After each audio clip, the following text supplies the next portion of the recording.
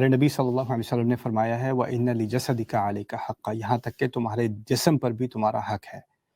وَلَا تَنْسَ نَصِيبَكَ مِنَ الدُّنْيَا، قرآن میں آ گیا کہ تمہارا دنیا میں سے اپنا حصہ مت بھولا کرو، دنیا میں بھی تمہارا حصہ ہے۔ وَأَحْسِن كَمَا أَحْسَنَ اللَّهُ إِلَيْكَ، اور بہترین کرو جیسے اللہ تعالیٰ نے تمہارے ساتھ بہترین کیا ہے۔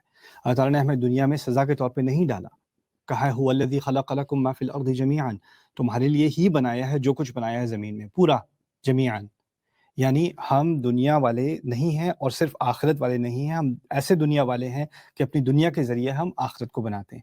اس لیے تعالیٰ نے فرمایا وَالَّذِي جَعَلَكُم فِي الْأَرْضِ وَاسْتَعْمَرَكُم فِيهَا، اس نے تمہیں دنیا میں ڈالا اور تمہیں دنیا میں تعمیر کرنے کی، ڈیولپمنٹ بنانے کی خواہش کی تم سے، کہ تم سے توقع ہے کہ تم دنیا کو بہتر سے بہتر بناؤ گے، یہ تو قرآن نے کہہ دیا۔